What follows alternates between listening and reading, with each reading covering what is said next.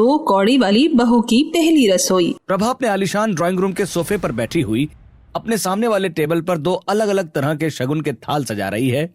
एक थाल में बेहद महंगा भारी डिजाइनर लहंगा और सोने के गहने हैं। दूसरे थाल में एक साधारण सी सस्ता लहंगा और आर्टिफिशियल ज्वेलरी रख रही है और वहीं खड़े अपने सर्वेंट पवन को अपने पास बुलाती है। पवन, ये जिसमें सोने की ज्वेलरी और डिजाइनर लहंगा रखा है, ये शगुन की थाली मेरी बड़ी बहू के यहाँ दे आओ और दूसरी वाली मेरी गरीब बहू के यहाँ पहुंचा दो। पवन दोनों थाल उठाता है और वहां से चला जाता है। वो सबसे पहले शिवी के घर शगुन का थाल देता है और फिर वहां से रचना के यहाँ जाने के लिए निकलता है। जैसे ही मोहल्ले वालों को पता चलता है कि शिवी के अमीर ससुराल से उसका शगुन आया है तो उसके छोटे से घर में मोहल्ले वालों की भीड़ जमा हो जाती है। वो लोग घर के अंदर टेबल पर रखी शगुन की थाली देखते हैं। अरे रुचि चाची, ये कैसा शगुन आया है शिवी के अमीर ससुराल से? ये तो बिल्कुल सस्ती सी साड़ी है और गहने भी आर्टिफिशियल है। सही कह रही है आरती, इतना अमीर ससुराल और इतना सस्ता शगुन। मैं तो कहती हूँ अभी भी वक्त है रिश्ता मना करती। जो सास अपनी बहू से अभी से इतना भेदभाव कर रही है, वो शादी के बाद तेरी गरीब बेटी के साथ ना जाने क्या सलूक करेगी। शिवी की माँ उन सब की बातें चुपचाप सुनती रहती है और वहां दूसरी तरफ उसकी बेटी शिवी की होने वाली जेठानी रचना अपने आलीशान कमरे में स्टाइलिश कपड़े पहने फोन पर अपनी होने वाली सास से बात कर रही होती है।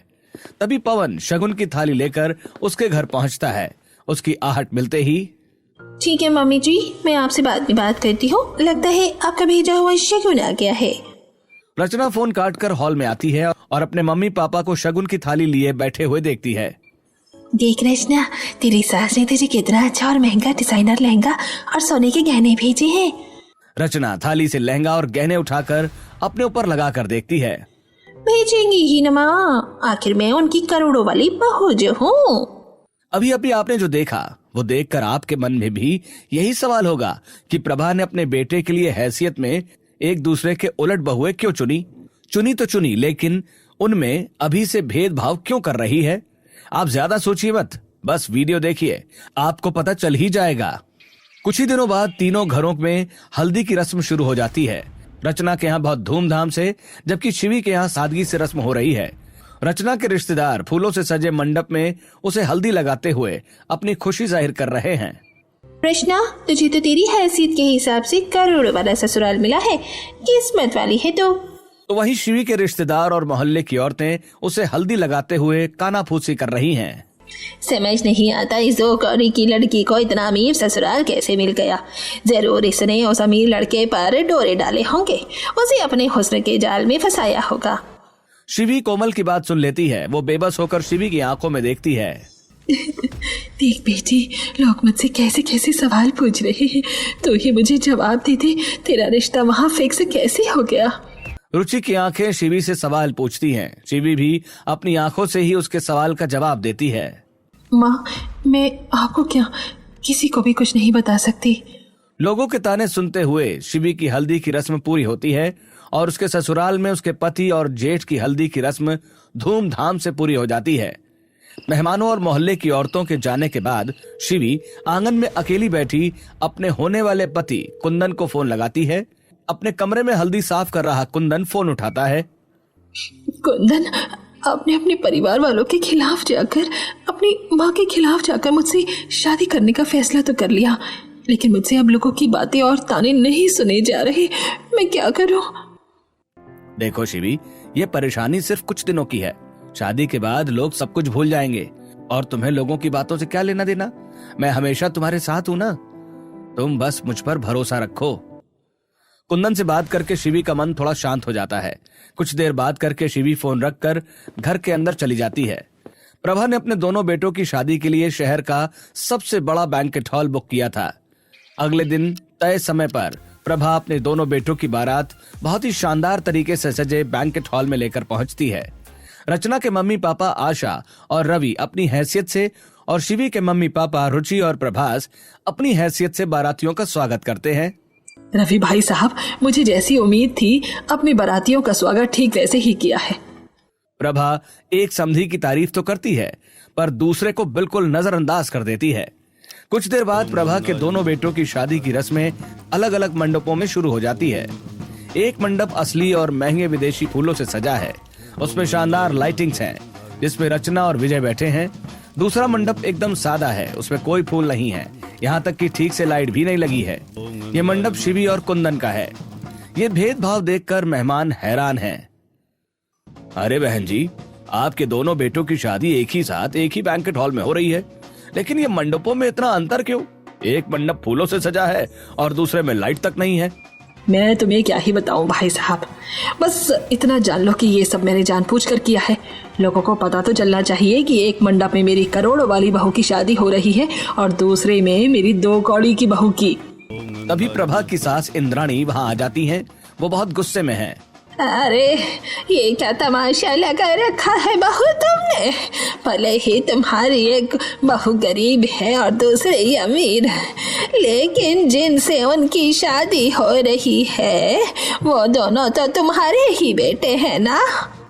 मामी जी, मेरे वो 2 बेटे तब तक मेरे थे जब तक वो मेरी मर्जी से चलते थे, लेकिन जो बेटा मेरी मर्जी से नहीं चलेगा वो मेरी नजरों से गिर जाएगा। ये बात आप सबको समझ लेनी चाहिए। तभी दिलीप वहाँ आते हैं। वो परेशान लग रहे हैं। प्रभा, तुमने काजल और आरव को देखा है? वो कहीं दिखाई नहीं दे रहे हैं। तुम्हारे लाड लेने किसी को मुंह दिखाने के काबिल छोड़ा ही कहाँ है, कहीं मुंह छुपाए बैठे होंगे दोनों भाई बहन। लोग कहते हैं कि हेयर रिमूवल क्रीम्स पेनलेस तो होते हैं, बट स्किन को डार्क बना देते हैं। Wake up, Veet visibly brightens your skin. ये है डर्मेटोलॉजिकली टेस्टेड, जो जेंटली हेयर रिमूव करके स्किन को एक्सफोलिएट भी करता है, leaving you smooth, moisturised and glowing. Just Veet it. जेडी दाग दूर হবে সার্ফ এক্সেল ম্যাটিকে ফার্স্ট ওয়াশে। ফার্স্ট ওয়াশে পাউডারওয়ালারা এটা কি মানবে? ইম্পসিবল। পাউডারওয়ালারা অবাক তো হবে, কারণ সার্ফ এক্সেল ম্যাটিক লিকুইডের ইনস্টা স্টেইনফুল টেকনোলজি জেদি দাগ দূর করে ফার্স্ট ওয়াশে। অবাক করে দেয়। कुछ देर बाद शादी की रस्में पूरी हो जाती हैं और 7 फेरे होने के बाद विदाई का समय आता है। करोड़ों वाली बहू रचना की विदाई के लिए एक शानदार सफेद रोल्स रॉयस है, जबकि शिवी और कुंदन एक पुरानी मारुति 800 कार में बैठते हैं। ये भेदभाव देखकर इंद्राणी दुखी हो जाती है। बहू, तू अपनी बहुओं के साथ बहुत गलत कर रही है। दोनों बहुएं एक साथ बैंकेट हॉल से विदा होकर अपने ससुराल के लिए निकलती हैं, लेकिन रास्ते में रचना की कार के सामने अचानक एक बैल आ जाता है। ड्राइवर जोर से ब्रेक लगाता है। क्या हुआ ड्राइवर, कार क्यों रोक दी? भैया, सामने एक बैल आ गया है और रास्ते से हटने का नाम ही नहीं ले रहा है। बैल काफी देर तक उनका रास्ता रोके खड़ा रहता है और इधर कुंदन और शिवी की मारुति 800 बिना किसी रुकावट के दुल्हन से सजे बंगलों तक पहुंच जाती है। दरवाजे पर गृह प्रवेश के लिए 2 कलश रखे हैं। एक कलश शुद्ध सोने का है, दूसरा एक साधारण सा स्टील का लोटा है। दहलीज के बाहर फूलों की थाल लिए घर के नौकर खड़े हैं। शिवी और कुंदन कार से उतरते हैं। लो, आ गई 2 कौड़ी की बहू, लेकिन हमारी करोड़ों वाली मालकिन कहाँ रह गई? शिवी पवन की बात सुनती हुई दहलीज पर आकर रुक जाती है। क्या हुआ शिवी, रुक क्यों गई? चलो, कलश गिराकर गृह प्रवेश करो। शिवी जैसे ही सोने के लोटे को पैर लगाने के लिए आगे बढ़ती है, हॉल में पूजा की थाली लिए खड़ी प्रभा दौड़ती हुई उसके सामने आकर खड़ी हो जाती है। रुको, ये क्या कर रही हो बहू? खबरदार जो दहलीज पर कदम भी रखा। अभी मेरी करोड़ों वाली बहू नहीं आई है। ये कलश उसके लिए है, तुम्हारे लिए नहीं। पहले गृह प्रवेश वो करेगी, तुम नहीं। यहीं खड़े होकर उसका इंतजार करो। शिवी और कुंदन अपमानित होकर लगभग आधे घंटे तक दरवाजे पर खड़े रहते हैं। फिर आखिरकार रचना और विजय आ जाते हैं। आ गई मेरी बहू। अरे इतनी देर कहाँ लगा दी रास्ते में? उनके बोलने से पहले ही पूरे परिवार के साथ हॉल में खड़ी काजल बोल पड़ती है। मम्मी, हम लोग इतनी देर से यहाँ खड़े खड़े थक गए हैं। ये बातें बाद में कर लेना, पहले भाभी का गृह प्रवेश तो करवा लो। हाँ हाँ, क्यों नहीं। बहू, रचना, उस सोने के कलश को अपने दाहिने पैर से गिराकर अंदर आओ। रचना अपने दाहिने पैर से सोने का कलश गिराकर जैसे ही गृह प्रवेश करती है, बंगलों के बाहर नौकर पटाखे फोड़ने लगते हैं और प्रभा उन दोनों की आरती उतारने लगती है। बहू, तुम्हारे इस घर में कदम रखते ही मुझे ऐसा लग रहा है जैसे साक्षात लक्ष्मी मेरे घर में आ गई हो।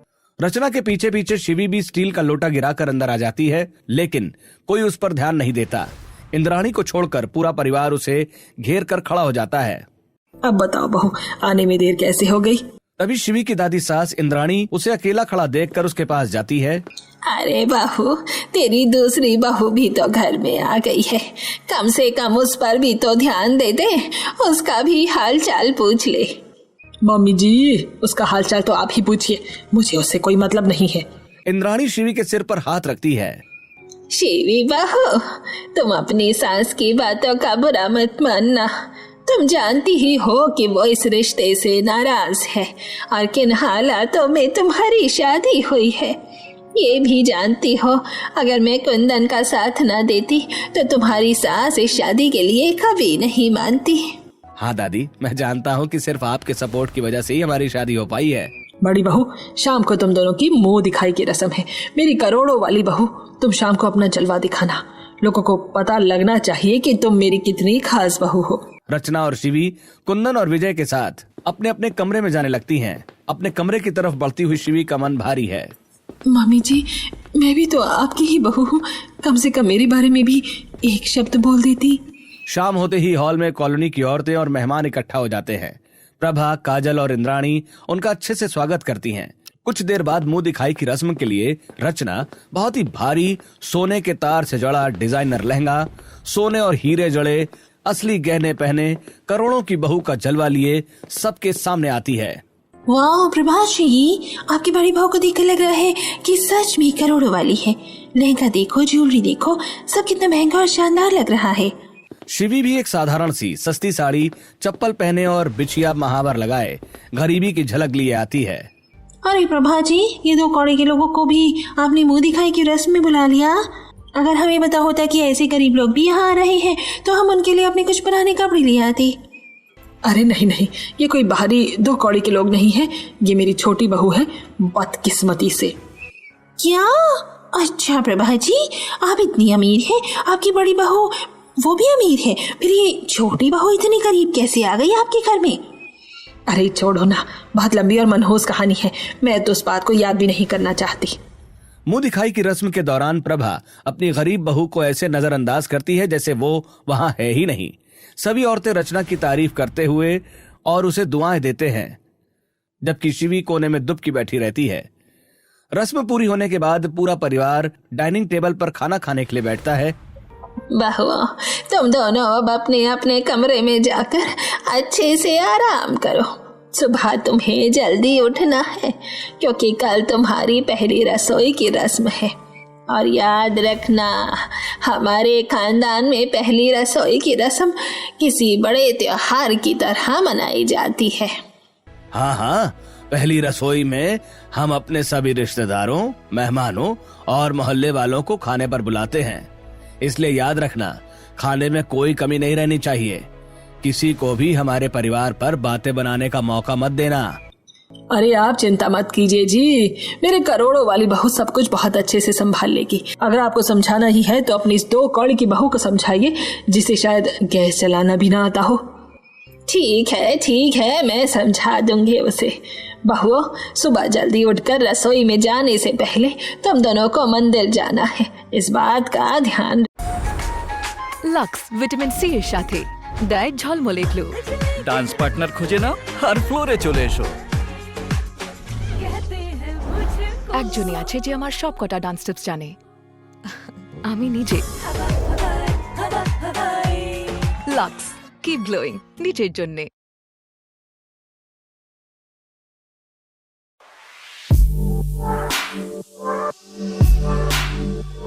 Country Delight Milk and रखना। खाना खाकर सभी अपने अपने कमरे में चले जाते हैं। अपने कमरे में जाकर रचना भारी लहंगा और ज्वेलरी उतारने के बाद हल्का नाइट सूट पहनती है और अपने पति विजय के साथ बेड पर आकर बैठ जाती है। वाह विजय, इतना अच्छा वेलकम, इतनी शानदार मुंह दिखाई, मैं तो एक्सपेक्ट ही नहीं किया था, मजा आ गया। हाँ, अब तुम माँ की करोड़ों वाली बहू जो हो तो ऐसा तो होना ही था। अब जल्दी सो जाओ, कल तुम्हें एक और उम्मीद पर खरा उतरना है, पहली रसोई। हे भगवान, खाना मैं कैसे बनाऊंगी? मुझे तो पानी भी उबालना नहीं आता और ना जाने कल कितने सारे मेहमान आएंगे। वहीं दूसरी तरफ अपने कमरे में कुंदन के साथ शिवी बहुत उदास बैठी है। उसका मुंह लटका हुआ है। कुंदन, मेरे इस घर में आने पर भी कोई खुश नहीं था। सब मुझे ऐसे देख रही थी जैसे मैं कोई बिन बुलाए मेहमान आ गई हूँ। कुंदन शिवी का हाथ पकड़ता है और उसे समझाता है, शिवी तुम चिंता मत करो, कल तुम्हारी पहली रसोई है। तुम सबको अपने हाथ का अच्छा अच्छा खाना बनाकर खिलाना और सबका दिल जीतने की कोशिश करना। मुझे पूरा विश्वास है कि मम्मी का गुस्सा एक दिन जरूर शांत हो जाएगा और वो तुम्हें अपनी बहू के रूप में एक्सेप्ट कर लेंगी। और अभी बिना किसी टेंशन के आराम से सो जाओ। कुंदन के समझाने पर शिवी शांत होकर सो जाती है। फिर अगली सुबह 6 बजे ही शिवी की दादी सास इंद्राणी शिवी के कमरे की तरफ आती हैं। जाकर छोटी बहू को उठा देती हूँ, कहीं वो सोती ना रह जाए, नहीं तो उसकी सास प्रभा उसे नीचे दिखाने का कोई मौका नहीं छोड़ेगी। शिवी के कमरे के पास पहुंचकर वो जैसे ही दरवाजा खटखटाने के लिए हाथ उठाती हैं, दरवाजा खुलता है और शिवी बिल्कुल तैयार होकर सामने खड़ी मिलती है। अरे छोटी बहू, तुम इतनी जल्दी उठ गई और तैयार भी हो गई। हाँ दादी जी, मुझे पता है ना कि आज मुझे क्या क्या करना है। मैं पूरी तरह तैयार हूँ। ठीक उसी समय शिवी की सास प्रभा रचना के कमरे का दरवाजा जोर जोर से खटखटाना शुरू करती है। उठो बड़ी बहू, कब तक सोती रहोगी? 6 बज गए हैं, तुम्हें रसोई से पहले मंदिर भी जाना है, जल्दी बाहर आओ। अपनी सास की आवाज सुनकर गहरी नींद में सो रही रचना हड़बड़ाकर उठकर बैठ जाती है। हाँ मम्मी जी, बस अभी 2 मिनट में तैयार होकर आती हूँ। थोड़ी देर के बाद रचना फटाफट नहाकर और नई साड़ी पहनकर कमरे से बाहर आती है। मम्मी जी, मुझे माफ कर देना, थकान की वजह से थोड़ी देर से नींद खुली। कोई बात नहीं मेरी बच्ची, चलो अब मेरे साथ मंदिर चलो। इंद्राणी गरीब बहू शिवी को लेकर और प्रभा करोड़ों वाली बहू रचना को लेकर मंदिर जाती है। मंदिर से दर्शन करके आने के बाद इंद्राणी और प्रभा दोनों बहुओं को किचन में ले जाती हैं। दोनों बहुएं देखती हैं कि किचन बहुत बड़ा है। काउंटर पर दुनिया भर की महंगी सब्जियां, फ्रूट्स, दूध, दही, मावा और ड्राई फ्रूट्स रखे हैं। देखो बड़ी बहू, मैंने तुम्हारे लिए सारे एक्सोटिक वेजिटेबल्स और फ्रूट्स मंगवाकर यहाँ किचन में रखवा दिए हैं। तुम्हारी जरूरत का सारा सामान यहाँ मौजूद है। तुम्हें जो भी बनाना हो ऐसा बनाना कि बिना बताए पता चलना चाहिए कि मेरे करोड़ों वाली बहू ने बनाया है। मम्मी जी, मुझे क्या बनाना है? तुम क्या बनाओगी बहू? तुमने अपनी जिंदगी में कभी खीर से ज्यादा अच्छा कुछ बनाकर खाया है क्या?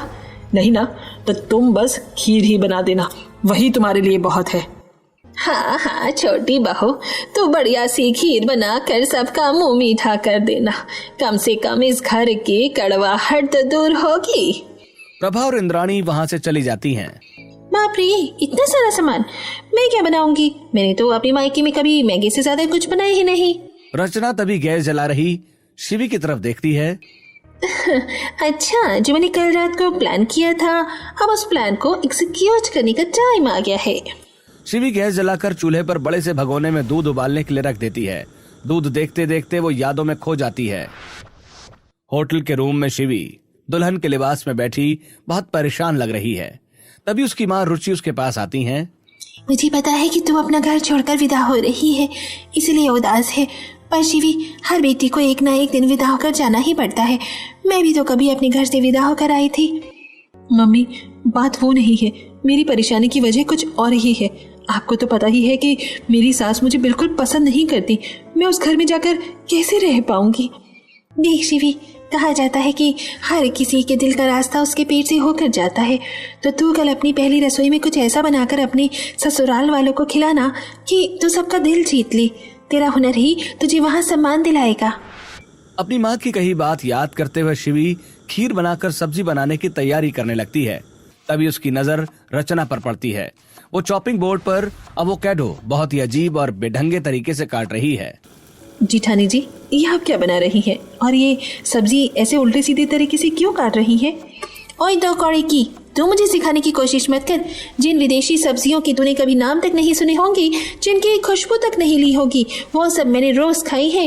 मुझे पता है कि इन्हें कैसे बनाना है, इसलिए तू मुझे अपना ये फालतू का ज्ञान देने की कोशिश मत कर। तभी उन्हें हॉल में मेहमानों और पड़ोसियों की चहल पहल सुनाई देने लगती है। ए गरीब, इधर मेरी बात सुन, जा जरा हॉल में जाकर देख कर आ कि कितने मेहमान आए हुए हैं। जी ठीक है जिठानी जी, मैं अभी देख कर आती हूँ। जैसे ही शिवी किचन से बाहर हॉल की तरफ जाती है, रचना जल्दी से खीर में बहुत सारी शक्कर उड़ेल देती है और शिवी की बन रही सब्जी में ढेर सारा नमक डाल देती है।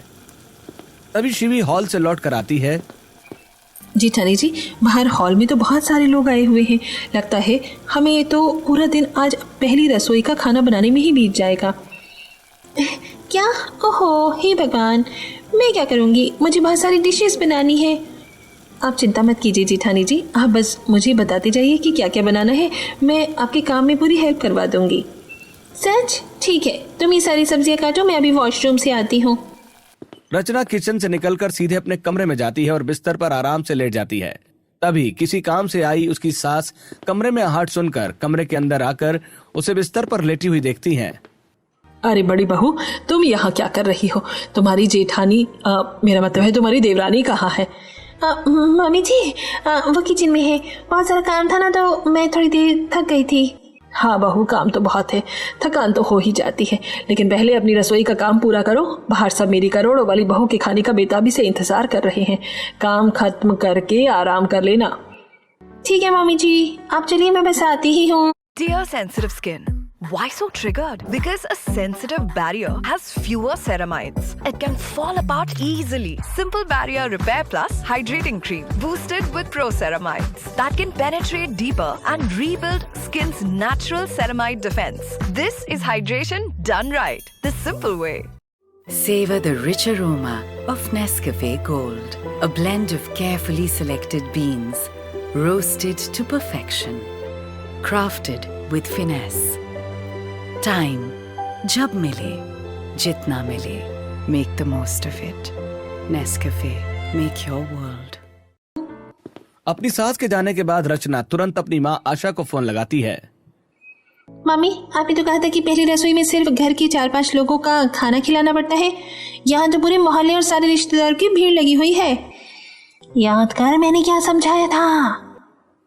अपनी माँ की बात सुनकर रचना को उसकी कही बात याद आ जाती है। शादी से पहले एक शाम रचना अपने कमरे में अपनी माँ के साथ बैठी हुई थी।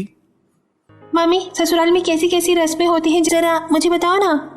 रचना, ससुराल में मुंह दिखाई होती है, अंगूठी ढूंढने की रस्म होती है और एक पहली रसोई की रस्म होती है, जिसमें बहू को परिवार वालों को कुछ ना कुछ स्पेशल बनाकर खिलाना पड़ता है। लेकिन मम्मी, आपको तो पता ही है कि मुझे कुछ बनाना आता ही नहीं है। किचन में जाते ही मुझे चक्कर आने लगते हैं। मैं तो मैगी भी ठीक से नहीं बना पाती, मैं क्या स्पेशल बनाऊंगी? मुझे पता है तो किचन में कदम नहीं रखती, इसलिए एक काम करना, तो अपने सारे काम अपनी उस 2 कौड़ी की देवरानी से करवाना और क्रेडिट खुद ले लेना। और अगर खाने में कुछ गड़बड़ हो जाए तो सारा इल्जाम उसके सर पर मढ़ देना। अपनी माँ की कही बात याद करते हुए रचना किचन में पहुंच जाती है। तब तक शिवी सब्जियां काटकर सब्जी बनाकर पूरियां भी बना लेती है। देवरानी, तुमने पहली रसोई का खाना तो बना लिया, लेकिन मुझे काफी सारी एक्सोटिक डिशेस बनानी है। आप तो मेरी हेल्प करो। ठीक है जेठानी जी, बिल्कुल, आप बस मुझे बता दी जाइए कि कैसे क्या करना है। ठीक है, सबसे पहले पास्ता बॉईल करो, फिर मैं तुम्हें इंडो वेस्टर्न डिशेस, चाइनीज और इटालियन डिशेस बनाना सिखाती हूँ।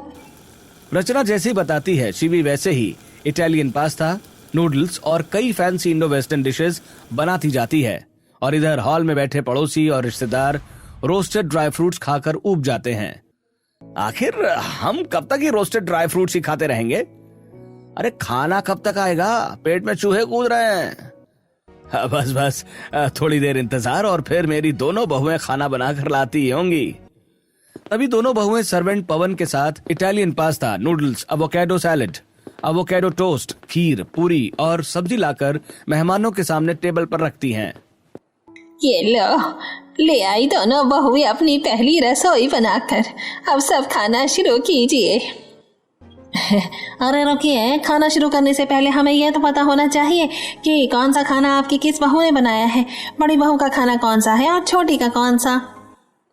हाँ हाँ बिल्कुल। बहू रचना, बहू बताओ तुमने क्या क्या बनाया है?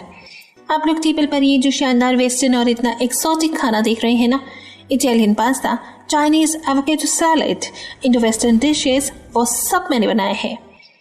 और मैंने सिर्फ ये खीर, आलू की सब्जी और पूड़ी बनाई है। मेहमान तय करते हैं कि वे पहले करोड़ों वाली बहू रचना का विदेशी खाना चखेंगे और बाद में शिवी का खाना चखेंगे। सब लोग बड़े चाव से रचना की डिशेस अपने मुंह में डालते हैं, लेकिन अचानक सबके चेहरे का रंग उड़ जाता है। छी छी छी, ये कैसा खाना है? एकदम बेस्वाद। इसमें तो नमक का कुछ पता ही नहीं चल रहा। छी, ये कैसा पास्ता है? इसमें तो सिर्फ तेल ही तेल भरा हुआ है। और ये पीला क्यों है? इसमें हल्दी किसने भर दी? इटालियन खाने में हल्दी? और ये क्या है? ये एवोकाडो है। इसका तो स्वाद ही कुछ समझ में नहीं आ रहा, कच्चा और कड़वा। और इस पास्ता में तो इटालियन जैसा कुछ लग ही नहीं रहा, सब कुछ कच्चा और उबला उबला सा है। सारे मेहमान थाली से हाथ पीछे खींच लेते हैं और थू थू करने लगते हैं। क्या हुआ? आप सबको खाना अच्छा नहीं बना है क्या? क्या खाना अच्छा बना है? इतना बेकार खाना, ऐसा लग रहा है जैसे किसी नौसिखी ने बनाया हो। प्रभा जी, हमें तो लगता है आज आपके घर से भूखे ही वापस जाना पड़ेगा। अरे अरे शांत हो जाइए आप लोग। अभी आप लोगों ने मेरी छोटी बहू के हाथ का खाना तो खाया ही नहीं है। एक बार उसके हाथ का खाना भी खाकर तो देखिए। सभी पड़ोसी और मेहमान शिवी की बनाई खीर और सब्जी पूरी का निवाला अपने मुंह में रखते हैं। जैसे ही वो खाना चखते हैं, वाओ क्या बात है, क्या स्वाद है। सच कहूं तो इतनी टेस्टी खीर मैंने कब खाई थी मुझे भी याद नहीं है। सब्जी में मसालों का बैलेंस इतना परफेक्ट है कि मजा ही आ गया। छोटी बहू, तुमने इस खीर में ऐसा क्या मिलाया है जो ये अमृत जैसी लग रही है? कुछ नहीं, बस थोड़े काजू, बादाम, मावा और ढेर सारा प्यार मिलाया है।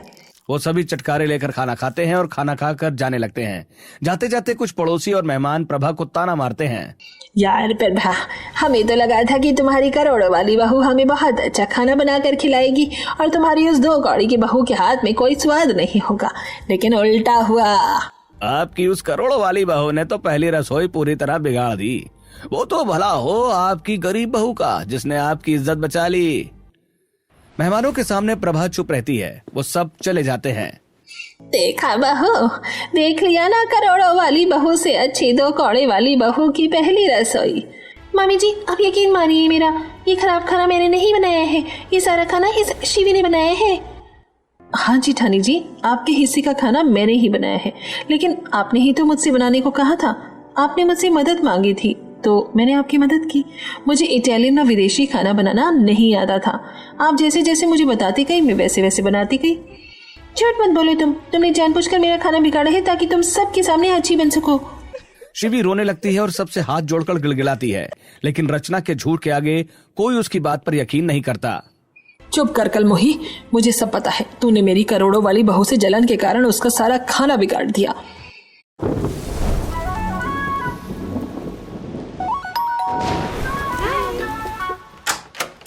বর্ষায় কাপড় থেকে ভ্যাপসা গন্ধ বেরোয়, এই জন্যে কমফর্ট বর্ষায় ভ্যাপসা গন্ধ দূর করে, দারুণ সুগন্ধ ছড়ায়। हुआ क्या? नहीं। यही पूछना पड़ेगा अगर खाने में फायदा। 1 मिनट, मैंने तो शिवी की खीर में ढेर सारी शक्कर और सब्जी में बहुत सारा नमक डाल दिया था, फिर इसकी सब्जी और खीर इतनी अच्छी कैसे बन गई? हे भगवान, इसका मतलब शिवी अपनी खीर में शक्कर और सब्जी में नमक डालना भूल गई थी और मैंने उसकी डिश में शक्कर नमक डालकर उसे परफेक्ट बना दिया। मैंने तो अपने ही पैरों पर कुल्हाड़ी मार ली। मुझे तो पहले से ही पता था कि तू 2 कौड़ी की है और तेरी नीयत भी 2 कौड़ी की है। अब मेहमानों के सामने मेरी बड़ी बहू की बेइज्जती करवा के मिल गई तुझे तसल्ली। मम्मी जी, विश्वास कीजिए, मैंने ऐसा कुछ नहीं किया है। आप मुझ पर ये झूठा इल्जाम मत लगाइए। बस करो शिवी, अब बहुत हो गया। तुम इन लोगों को और कितनी सफाई दोगी? मुझे पता है यहाँ तुम्हारी सच्चाई पर कोई यकीन नहीं करेगा।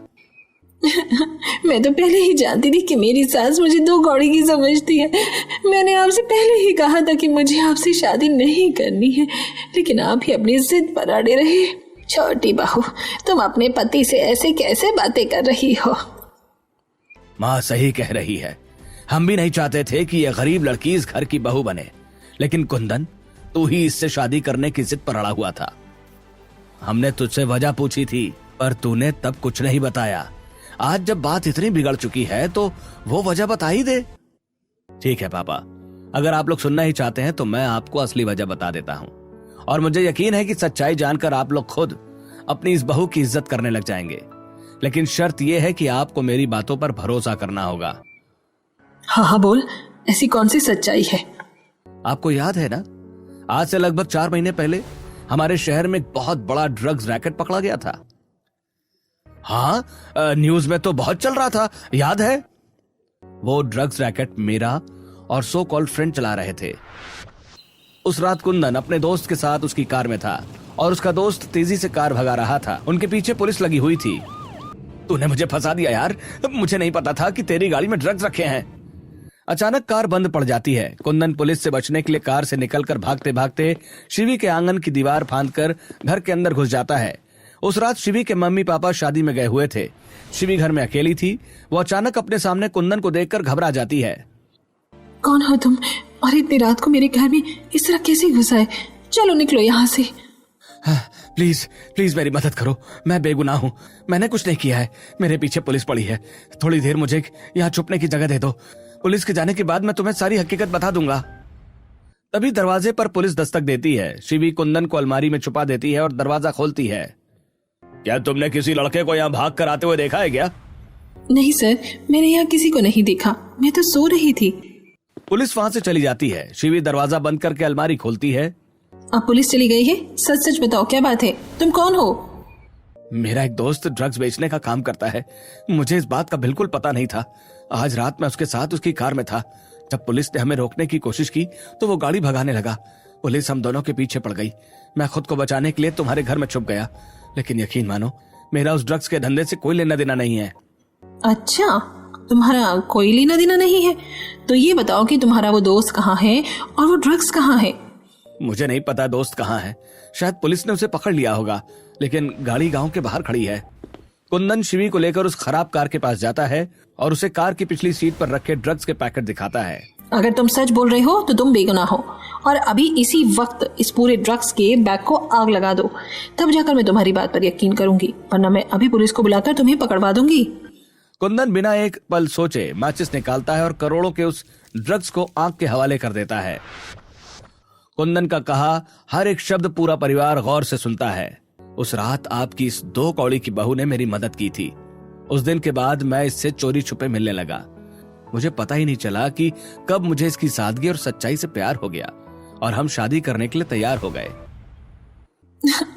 हम नहीं चाहते थे कि हम दोनों की पहली मुलाकात किस वजह से हुई, कुंदन ने क्या किया और मैंने क्या किया, ये बात किसी को पता चले, इसलिए हम दोनों ने मिलकर ये सच्चाई आप सबसे छुपाई थी। कुंदन, तुमने ये बात हमसे पहले क्यों नहीं बताई? मैं डर गया था, मुझे लगा कि आप लोगों को मेरी बात पर यकीन होगा भी या नहीं। अरे पागल, तू मेरा बेटा है, हमें अपने ही बेटे पर यकीन क्यों नहीं होगा? अगर कुंदन के ड्रग्स वाली बात 100% सच है तो इसका मतलब शिवी की वो बात भी सच होगी जो उसने अभी अभी बोली है। इसका मतलब हमारी इस करोड़ों वाली बहू ने ही रसोई में हेरा फेरी की है। सच सच बता रचना बहू, क्या तूने शिवी से खाना बनवाया था? हाँ, मैंने आज तक अपनी जिंदगी में कभी इतना सारा खाना नहीं बनाया था। मैं घबरा गई थी। मैंने अपने मायके में ही सोच लिया था कि ससुराल में जाकर रसोई का सारा काम अपनी इस गरीब देवरानी से करवाऊंगी, और मैंने वही किया। मैंने ही शिवी से अपने हिस्से का खाना बनवाया और फिर सुबह उसकी खीर और सब्जी में ढेर सारा नमक शक्कर डाल दिया। मुझे माफ कर दीजिए। रचना का सच सुनकर प्रभा शिवी के पास जाती है। मुझे माफ कर दे छोटी बहू, मैं हमेशा तुम्हारी गरीबी की वजह से तुम्हें 2 कौड़ी का बोलती रही, लेकिन तुमने 2 बार इस घर की इज्जत बचाई, एक बार मेरे बेटे को बचाकर और दूसरी बार अच्छी रसोई बनाकर। अब समझी बहू, अमीरी और गरीबी से कुछ नहीं होता, संस्कारों से होता है। हाँ मम्मी जी, समझ गई। आज से इस घर में जैसे मेरी बड़ी बहू है, बिल्कुल वैसी ही मेरी छोटी बहू भी होगी। अब इस घर में ना कोई करोड़ों वाली बहू है और ना ही कोई 2 कौड़ी वाली बहू। आज से मेरी दोनों बहुएं एक बराबर है। प्रभा रचना को देखती है।